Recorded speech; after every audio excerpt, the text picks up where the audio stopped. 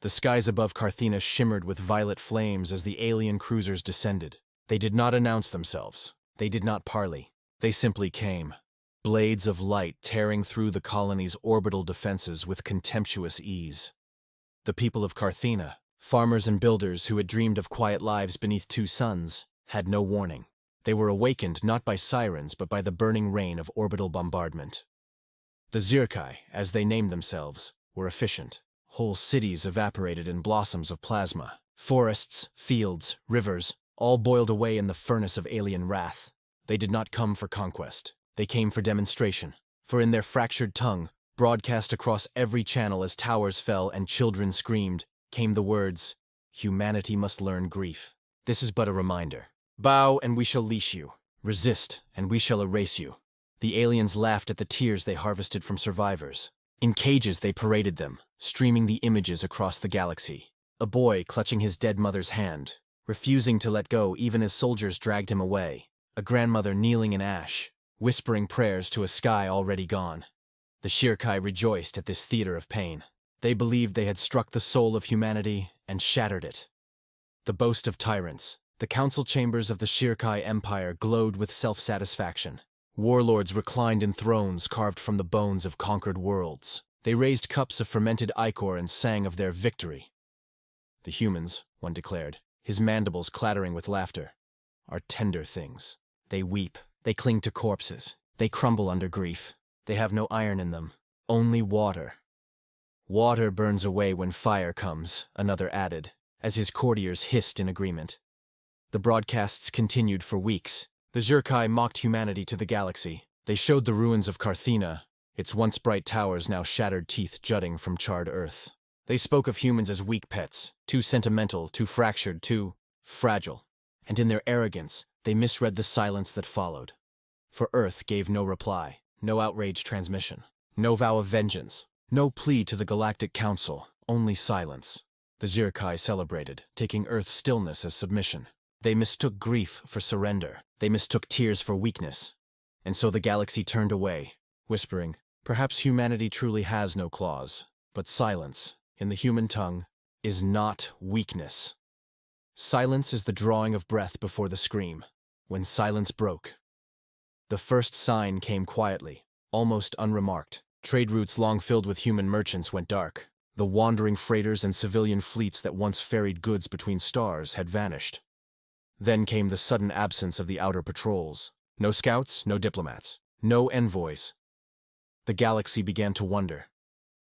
And then, in the dead void of Sector 9, an unregistered transmission ignited every frequency at once. Not words, not negotiations, just a single signal. A war drum.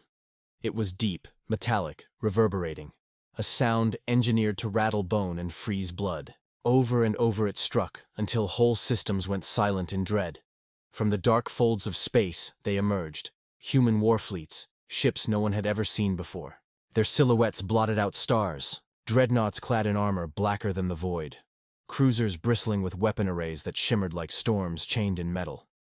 Each vessel carried a name etched across its hull. Names not of glory, but of grief. Carthena's ashes. The widow's vow. Tears of Earth. The galaxy listened, and finally Earth spoke. You have mistaken our tears for weakness.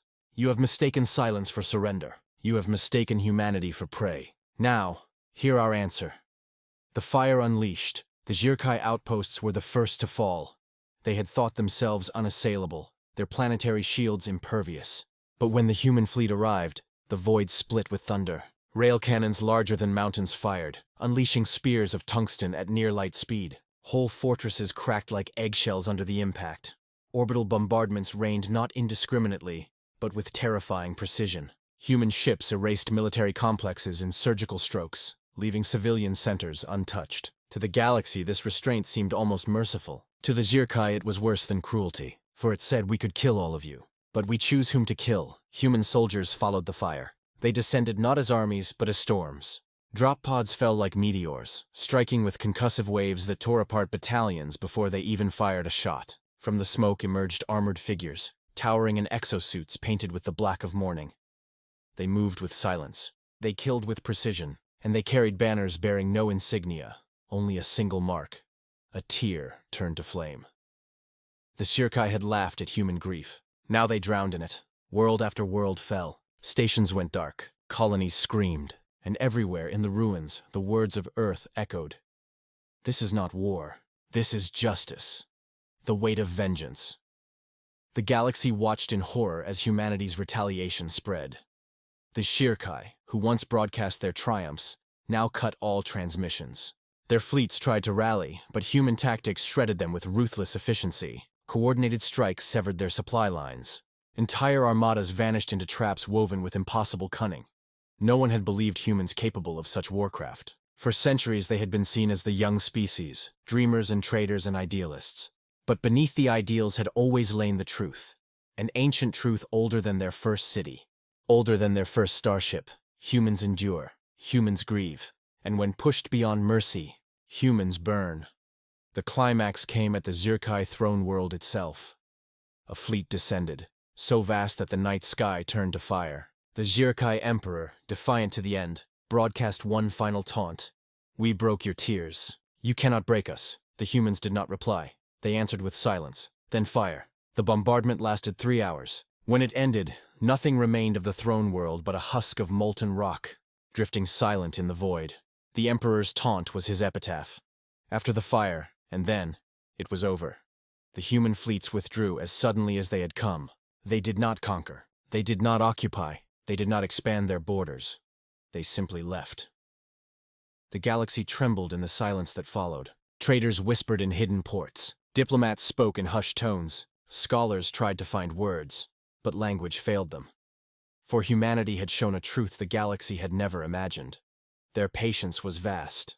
Their tears were real. But their vengeance, when it came, was infinite.